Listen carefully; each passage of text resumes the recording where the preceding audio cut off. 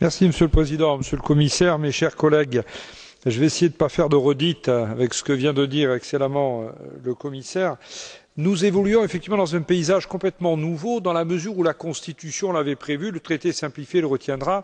Nous allons bâtir une politique à part entière de l'Union qui va être la politique d'aide humanitaire dont le commissaire a rappelé que nous étions les principaux pourvoyeurs mondiaux. Donc c'est dans ce paysage-là que doit s'insérer ce rapport, qui n'est pas seulement une réponse à une communication de la Commission, mais déjà un élément de travail pour le consensus que j'ai réalisé avec mes collègues.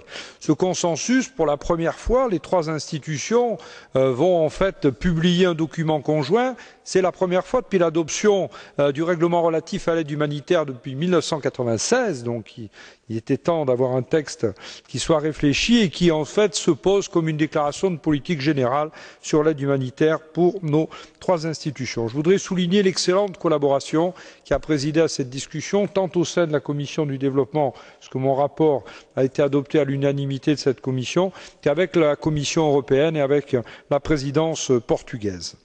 Je voudrais également souligner que nous étions, en tant que parlementaires, attachés à 12 points particuliers, plus un point budgétaire, et que je voudrais me permettre de les reprendre pour bien souligner, à quel point nous étions attachés et pourquoi, et surtout pour dire que ces points ont été retenus dans le consensus et que le Parlement européen a eu satisfaction sur la totalité des points qu'il avait demandés. Le premier, et ça a été d'ailleurs en parfaite liaison avec le sujet précédent sur les catastrophes naturelles, nous avions souhaité une nouvelle définition du périmètre de l'action humanitaire, parce que bien sûr il y a les conflits armés qui sont par nature pas nécessairement prévisibles, il y a les catastrophes qui paradoxalement, elles, peuvent commencer à l'être du fait notamment des changements climatiques. Nous savons que dans un certain nombre de pays, il va y avoir des catastrophes, même si la date n'est pas connue, les inondations dans le sud-est asiatique par exemple. Et donc nous souhaitions que le périmètre de l'action humanitaire commence beaucoup plus en amont avec formation de personnel, prépositionnement, et ensuite plus en aval, on voit bien la zone grise qui peut exister entre ce qui est encore de l'humanitaire mais qui devient déjà de la reconstruction et qui va redevenir de l'aide au développement. Donc nous avons totalement souhaité à ce que ce périmètre soit élargi. Ça aura des conséquences budgétaires dont je reparlerai. Il y a aussi un élément auquel était très attaché dans ce cadre de périmètre le Parlement européen, c'est les crises oubliées, qui sont effectivement oubliées de l'opinion publique mais pas oubliées de celles et ceux qui le vivent sur le terrain, simplement pour rappeler qu'il y a en Colombie un nombre de personnes déplacées quasi équivalent à celui du Darfour et qu'il faut que nous ayons une attention pour cela. Le deuxième point, c'est naturellement la définition de l'aide humanitaire et de ses principes qui ont été rappelés par Monsieur le Commissaire, humanité, neutralité, impartialité, indépendance. Nous retrouvons dans le consensus les définitions de ces principes d'action qui fondent l'action humanitaire de notre institution. Enfin, il a été fait référence aux personnes les plus vulnérables avec une mention particulière pour les femmes, pour le genre et le rôle particulier des femmes que tiennent les femmes dans le cadre de l'action humanitaire. Nous voulions également souligner le rôle des acteurs locaux et de la société civile. Je reviendrai un peu sur ce sujet à propos de l'aide alimentaire. En ce qui concerne effectivement l'usage de moyens militaires, Monsieur le Commissaire en a parfaitement bien parlé.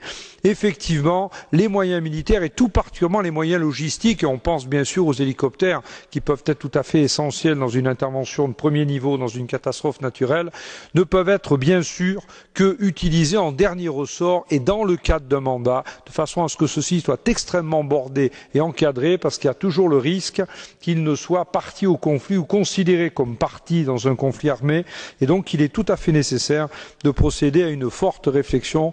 Et c'est de la même manière en matière de protection civile, où nous souhaitons que l'emploi de logistique de protection civile soit toujours en exception et là aussi bordé pour ne pas que l'espace humanitaire ne soit en fait très mal défini par l'intervention d'acteurs qui n'y seraient pas directement des intervenants de premier rang. Nous appuyons bien sûr au Parlement européen les réformes à l'intérieur de l'ONU, avec quand même une précision, Monsieur le Commissaire. Nous souhaitons que les fonds qui doivent être affectés au CERF le soient de façon additionnelle. Il n'y a aucune raison que nos institutions se privent du caractère, je dirais, moteur que nous avons, et notamment notre direction générale ECHO, et que bien sûr, si les États membres ou d'autres donateurs souhaitent participer à alimenter le Fonds des Nations Unies de première intervention, ça ne peut pas être au détriment de ce qui se fait déjà, ça ne peut être que de façon totalement additionnelle. Un autre point que nous étions très attachés, c'est l'aide alimentaire, qui a été naturellement englobée dans le cadre de l'aide humanitaire, mais dont nous avons voulu souligner parfois les effets néfastes d'une aide alimentaire par fait de désorganisation des marchés locaux. Et lorsque l'on vient plaquer une aide alimentaire qui n'est pas réfléchie, on heurte le principe primo non nocere, d'abord ne pas nuire, et il faut effectivement tenir compte de l'exemple d'autres pays très célèbres pour cela dans leurs actions humanitaires, pour ne pas refaire les mêmes erreurs. Enfin, je voudrais parler de la responsabilité de protéger. C'est, je crois, tout à fait important ce qu'a dit le commissaire. Nous faisons totalement nôtre ce que vous avez dit sur le droit d'ingérence derrière ou la réflexion qu'on doit avoir et sur le respect absolu de l'espace humanitaire qui devrait amener notre Union européenne éventuellement à envisager des sanctions. Enfin, nous avons obtenu, merci de l'avoir souligné, l'interlocuteur. Je termine, Monsieur le Président.